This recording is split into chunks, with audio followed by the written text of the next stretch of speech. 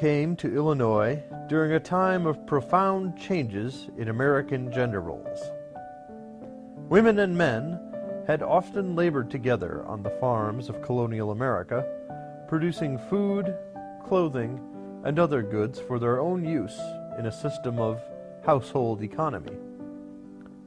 But the rise of industrialism and large cities in the late 18th and early 19th century led to the division of labor among gender lines. More and more men worked outside the home in workshops, factories, or offices. Many women stayed home and performed domestic labor.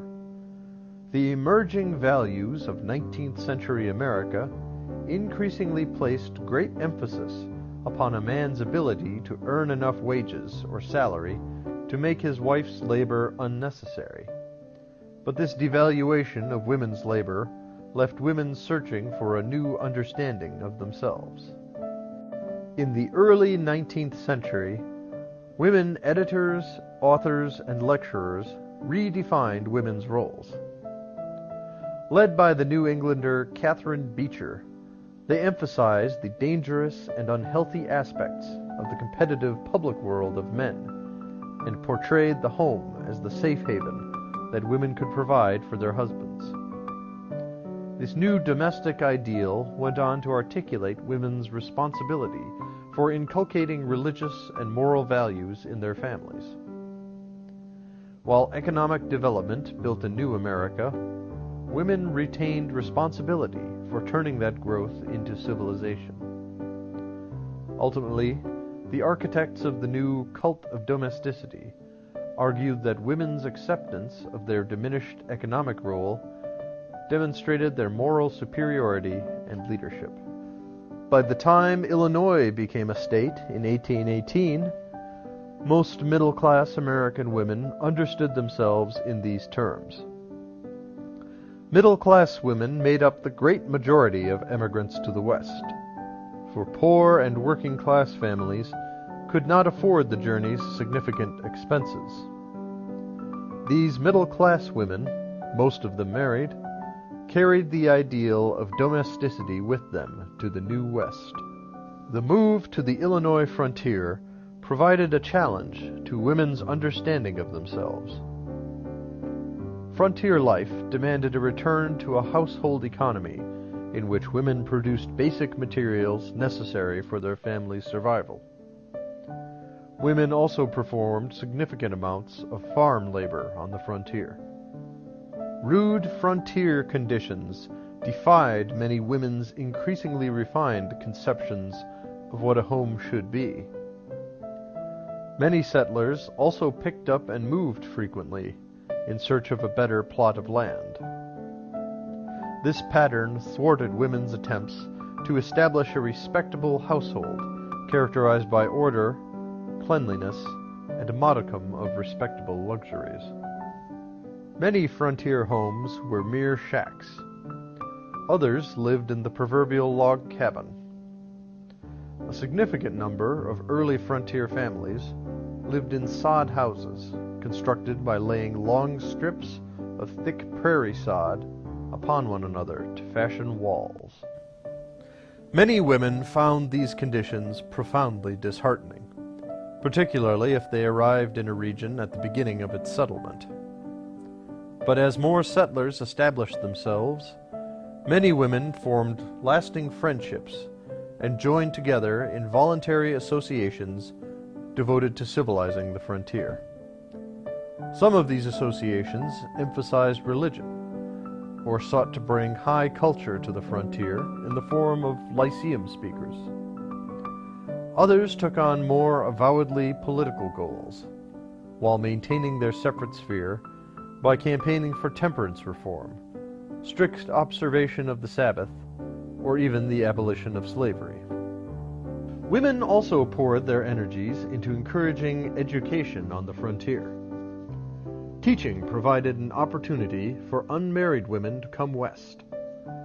While teaching paid a wage that many men would not tolerate, the advocates of women's domestic ideal proclaimed that it made a perfect career for women.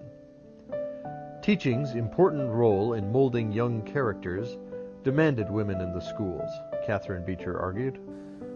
Most of white Americans' cultural assumptions stood in sharp contrast to Native American ways of life.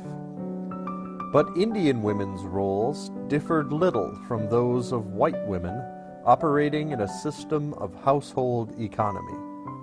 If anything, Native Americans provided more opportunity and leeway for women. In Native American society, men occupied themselves with hunting and war, and enjoyed large periods of leisure time, which they often turned to gambling and sport. Women worked at a variety of tasks.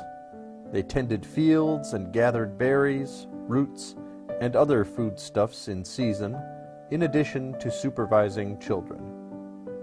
Despite their isolation from white society and many of its legal and economic benefits, Illinois' free blacks largely embraced white Americans' domestic ideal.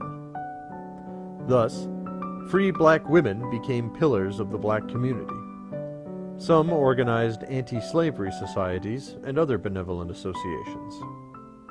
Yet the twin burdens of racial prejudice and closely circumscribed gender roles left many black women with severely limited prospects outside the home. Not all white frontier women embraced the domestic ideal of separate spheres.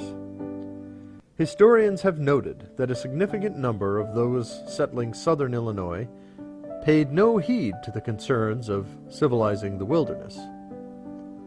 Many of these settlers emigrated from the rural South, where they had not found themselves involved in the broader economic changes that contributed to the division of labor and the rise of separate spheres. Southern settlers avowed anti-authoritarianism, and more casual family and social structures repeatedly clashed with Yankee settlers' preoccupation with order and morality. Yankee women often tended to characterize Southern settlers as lazy and ill-kempt, while many Southerners perceived their Northern cousins as meddling busybodies. As the 19th century passed, those women not previously exposed to domestic ideals found it more difficult to resist this pervasive worldview. A market economy's emphasis upon the division of labor reached more deeply into social life with the development of new technology like the railroad, the mechanical reaper, and the telegraph. Increasingly, women who questioned or rejected the cult of domesticity found themselves severely questioned or rejected by their sisters. Women hoping to live and thrive in an increasingly integrated society faced few alternatives. As the son of a hard-scrabble Kentucky family, Abraham Lincoln emerged from a background that emphasized domestic economy. But his choice of Mary Todd for a bride showed how men invested themselves in the 19th century's domestic ideology.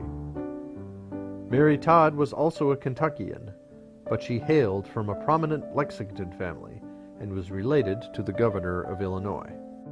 As a young lady, Mary Todd became accustomed to the order, culture, and refinements characteristic of 19th century Americans' ideal of civilization. Despite her husband's somewhat straitened circumstances as a young attorney, Mary Todd never left the house to work. For his part, Lincoln unwittingly illustrated another characteristic of American gender roles. As a Whig political operative, Lincoln published letters in 1842 under a pseudonym that mocked the Democratic State Auditor James Shields.